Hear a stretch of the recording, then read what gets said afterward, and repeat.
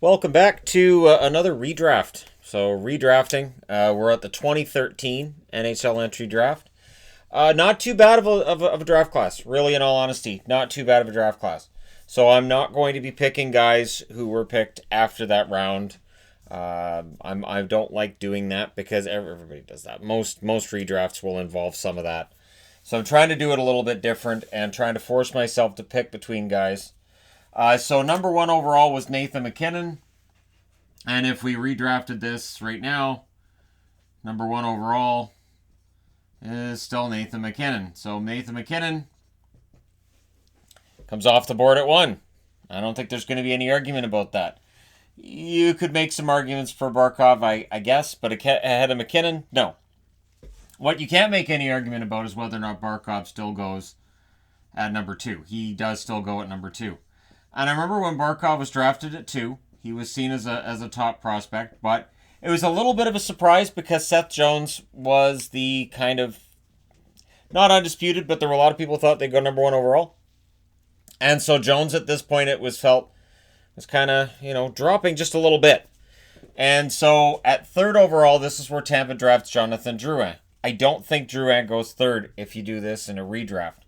I don't see how you don't have Seth Jones go third to the Tampa Bay Lightning, and they think they have cap problems now. Just imagine if they had Jones on the blue line. Okay, so you got Seth Jones, moves up from 4 to 3. And again, I don't think there's a whole lot of debate about that. Just looking through the rest of them, I really don't see a huge debate there. No, I like that. Now, Mantha's going to end up moving up, obviously, right? Ristolainen's pretty good pick. This was a pretty good draft. This is why I didn't really change anything. Now, at 4, I don't think Drouin goes there. Drouin was in the midst of a pretty good year for Montreal, but I don't think he stays ahead of some of these other guys that are below him. I'm going to say Sean Monahan next. So Monahan goes to Nashville. That'd look nice down the middle, wouldn't it? So Monahan goes next in the draft. And now we're up to Carolina. Now, it would be easy to say Lindholm goes here, but it is tough to go against Morrissey. I really like Josh Morrissey. I also like Darnell Nurse, and I think Nurse is just coming into his own with the Edmonton Oilers. Burakovsky, pretty darn good player as well. So, Lindholm would be an easy one to pick here if we wanted to just keep things in order. And of course, Pulock is pretty good too. This was a pretty good draft for defensemen. I'll go with Josh Morrissey.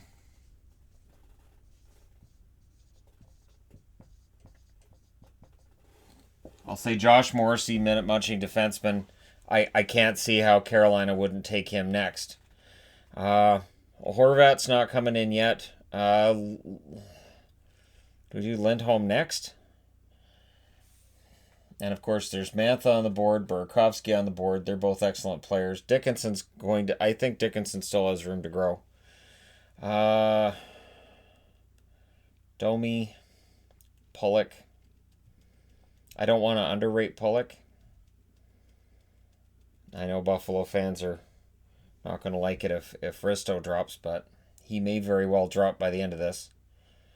The other thing that was interesting to me was just how many teams had multiple first-round draft picks. Columbus had 3, and somehow 2 of the 3 were misses. And the third, Wenberg's pretty good, but Pulock goes right after Wenberg. They get Reichel just before Mantha. They get Dano just before, Klimchuk. But Dickinson's at 29. So, they could have had Dickinson. They could have had Mantha. They could have had Pulock. Just imagine if Columbus had 3 hits at that draft table. That could have been pretty awesome. So, next up, I will go with...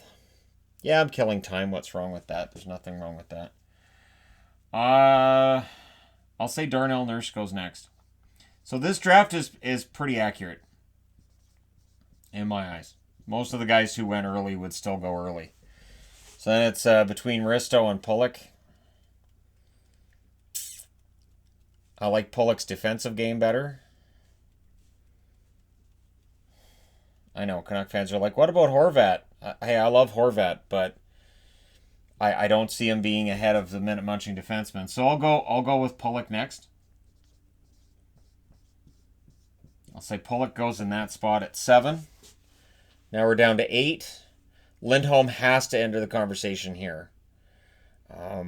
The question with Lindholm is, are his totals dependent on his line mates, or is he genuinely that good? Lindholm was one that when he was in Carolina, I picked him to be like a breakthrough candidate, and it really struck when he got to Calgary. It didn't in Carolina, so I kind of have some hesitation there.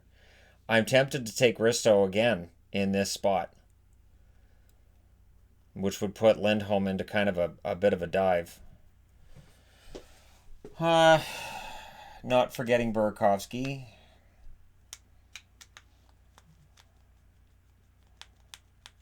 So Lindholm.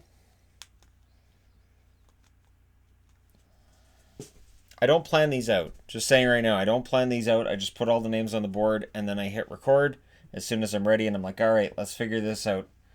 I will say Lindholm. Yeah. I'll say Lindholm to Buffalo. So Drouin is now in free fall. Horvat, I still kind of like Horvat at 9. I do. Horvat does a little bit of everything. Not to besmirch Burakovsky or Domi, but yeah, I would still take Bo Horvat at 9 to the Canucks. So apologies, Canucks fans. It's still just Horvat. Nothing major changing there. Now at Dallas, Nichushkin, he's had a good year this year. He's not going at 10. At 10, I like Mantha.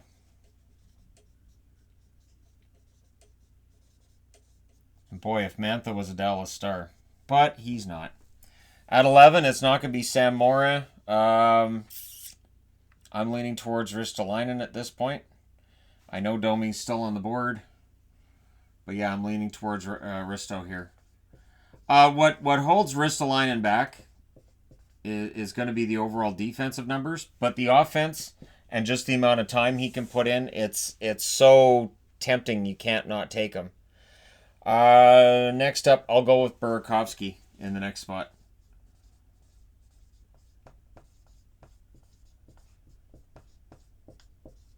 I think Burakovsky's a pretty darn solid player. And then at 13,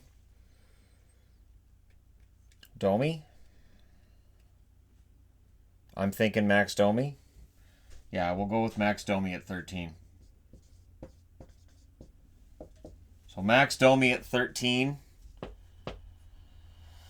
Hartman, Nichushkin, Drouin. I think, Wenberg, it's kind of hard not to take Wenberg here. It is. It's kind of hard not to take Wenberg here. But I'll say Drouin doesn't drop below 14.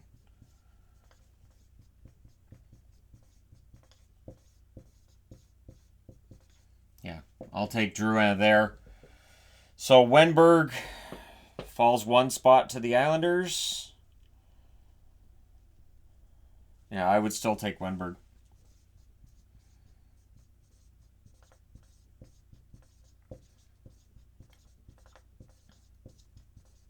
I think at some point we see Columbus move on from Wenberg, and it might be best for the player. It might be best for the team as well. But again, Wenberg goes 15th. We're down to 16th. That's where Zadorov comes in, and honestly, I'm leaning towards kind of leaving Zadorov there. Hartman, Dickinson. I can't put Dickinson ahead of Zadorov. That would make me a major homer. And I'm not going to do it. I'll stay with Zadorov. I'll say Zadorov got taken in the right spot. Big physical defenseman to Buffalo. He and Lindholm. So Buffalo, instead of getting 2 defensemen, they get a defenseman and a forward. Which leaves us at 16. Or 17, sorry. At 17, Shea Theodore. Has to go here, doesn't he? You know what? I'm going to... Let me do this. Yeah, I can't have Shea Theodore that late. So Nikita Zadorov drops.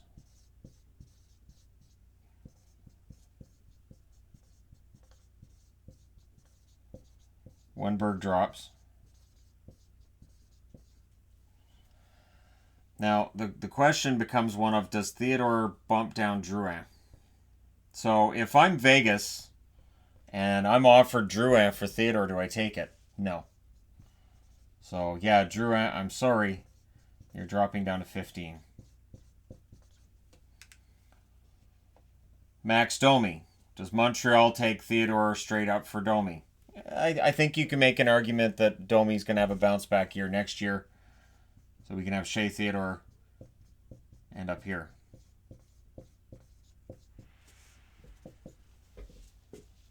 So Columbus's first pick is Shea Theodore, and now I've bumped everybody else down.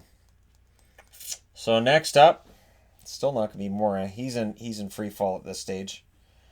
Ryan Hartman, good physical player. I can't see him going here. So, does Nichushkin go here? Because again, Nichushkin's having a really good year for Colorado. Apparently all he needed to do was get out of Dallas. Would I rank him ahead of everybody else on the board? I'm kind of thinking that I would based on where he is right now. Based on how he's playing, well, before the pause, right? I kind of think Nichushkin goes there. Yeah, so Nichushkin drops from 10 to 18 and ends up in San Jose. And the way he's playing for Columbus, San Jose would love that, or Colorado. San Jose would love that player right now. I'm saying Columbus because I'm looking at the Columbus one, where Kirby Reichel was. It's not going to be Kirby Reichel again. It's not going to be Morin either, or Lazar. I don't think it's going to be Mueller. I'll go with Jason Dickinson. So he jumps 10 spots in this draft. Mueller, Lazar. Gauthier's had a decent season for Toronto. The offense isn't there for what you'd normally expect with a first rounder, but he was a late first round pick, so it's not the end of the world. Shinkarik, yeah, right. McCarron, no. Dano, no. So it's... Yeah, I'll go with Gauthier.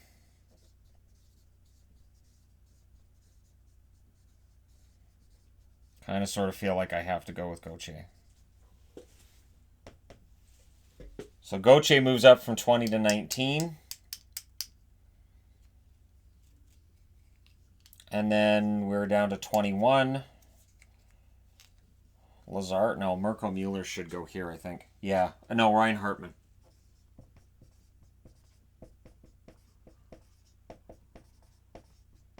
I use the exact same certainty when it comes to my favorites lists. Yeah, no, right, yeah, sure, yep, Okay, number 22. I'll go with Mirko Mueller.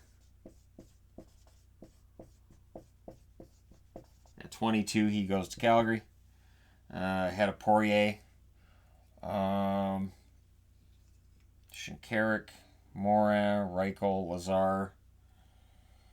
I don't know, Curtis Lazar next.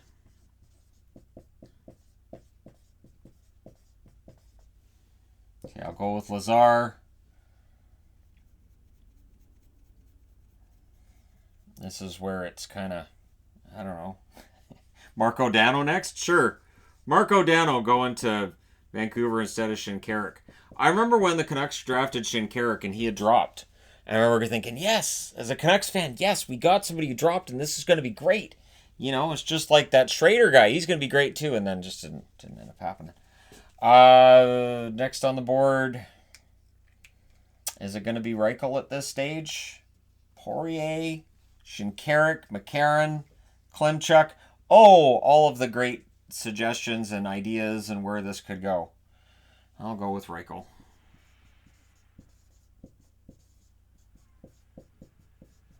Yeah, I'll go with Reichel. Kirby Reichel next.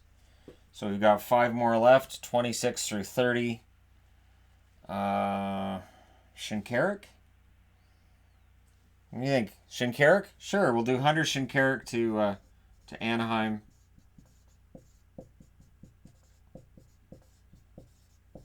Because once we get down to the guys that aren't in the NHL or near the NHL right now, it gets kind of sort of, yeah, sure. I'll go with Morin next, because sure. I mean, Shinkarik played for a while. He did get a few NHL games in here and there. So now we're down to the last three. And I'm thinking I'll leave Klimchuk going to Calgary.